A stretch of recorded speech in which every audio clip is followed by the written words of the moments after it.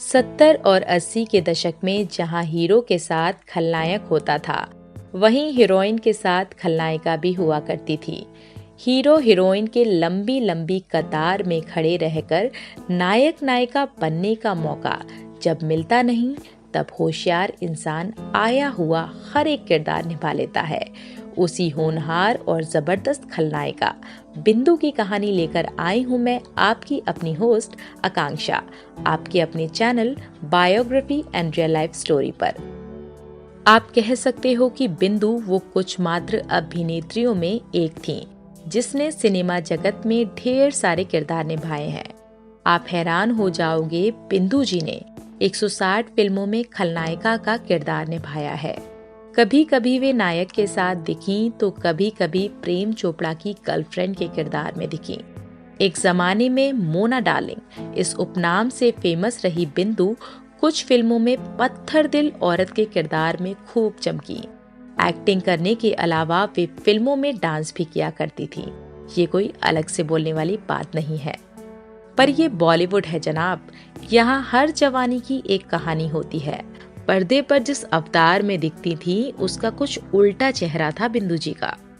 फिल्मी बैकग्राउंड में जन्म हुआ, पर कांटों भरा रास्ता पार करके बिंदु जी ने कामयाबी के झंडे गाड़े हैं।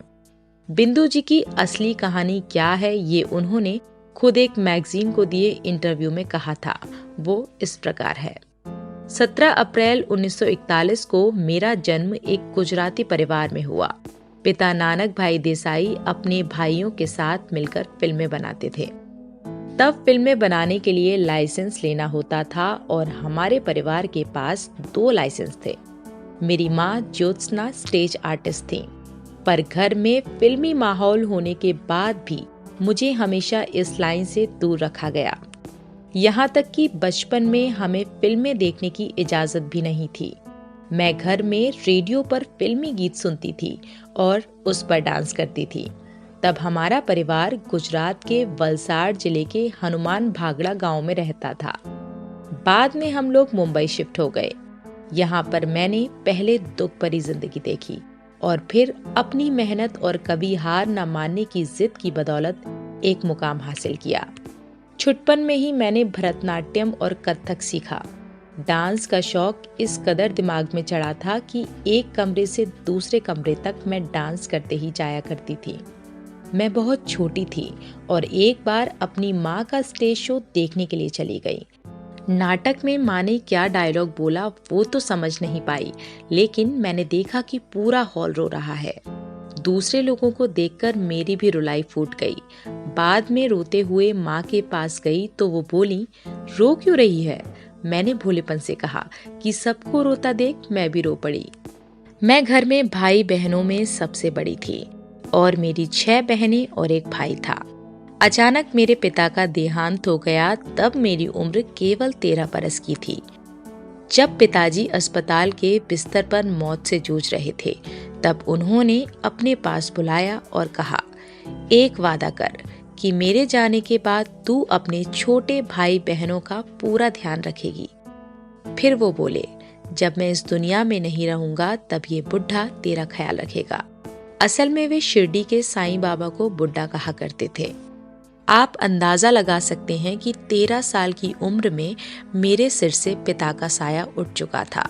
तब मेरी स्थिति कैसी होगी, वो भी तब जब मेरे ऊपर 6 बहनों और एक छोटे भाई की जिम्मेदारी आ गई थी। मैंने पैसा कमाने के लिए मॉडलिंग की। फिर 1962 में मुझे डायरेक्टर मोहन कुमार की सुपरहिट फिल्म अनपढ़ में काम करने का मौका मिला। मेरी मातृभाषा गुजराती थी, लेकिन इसके बाद भी मैंने मेहनत की और शुद्ध हिंदी सीखी। इसके बाद मुझे कहीं काम नहीं मिला। इस बीच मेरी मुलाकात चंपकलाल झावेरी से हुई। चंपक मेरी बिल्डिंग के पीछे ही रहते थे और उनकी बहन मेरी खास दोस्त थी, इसलिए घर पर आना जाना था। जब उनके घर वालों को पता चला कि बेटा बिंदु से इश्क की पींगे बढ़ा रहा है, तो कई तरह की पाबंदियां लगा दी गईं। पाबंदियों के बाद भी हमारा प्रेम परवान चढ़ता चला गया और आखिरकार 1964 में मेरी शादी चंपकलाल झावेरी से हो गई।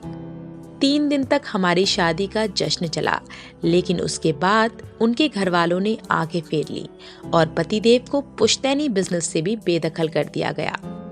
यूं तो शादी के बाद मुझे अपने ससुराल जाना था, लेकिन मैं नहीं गई, क्योंकि शादी इसी शर्त पर की थी कि मुझे अपने छोटे भाई और 6 बहनों की परवरिश करनी है।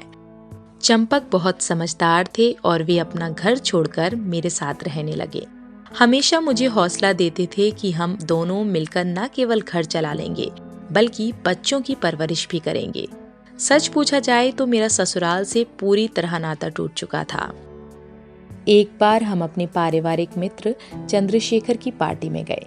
तब साथ में मेरी सबसे छोटी बहन भी थी।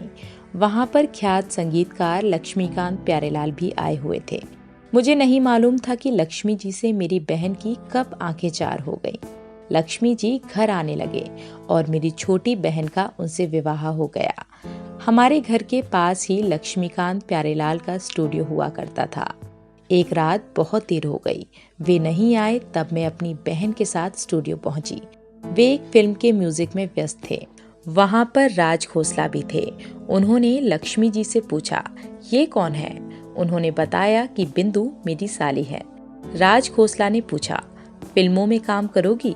मैंने हाँ कह दिया। वो बोले, मैं एक फिल्म बनाने वाला हूँ, 2 रास्ते, उसमें नेगेटिव रोल है। मैंने हाँ कह दी। 15 दिन बाद वे फिल्म मेरा साया की शूटिंग पर थे और संदेश आया कि आ जाओ, तुम्हारा स्क्रीन टेस्ट लेना है। मैं वहां पहुंची और मुझे एक डायलॉग दिया गया। मैंने खूब तैयारी की और डायलॉग एक ही शॉट में कहा। कट के साथ वो सिंगल टेक का शॉट खत्म हुआ और मेरे काम के लिए तालियां बजी। इस तरह मुझे फिल्म 2 रास्ते में एंट्री मिल गई।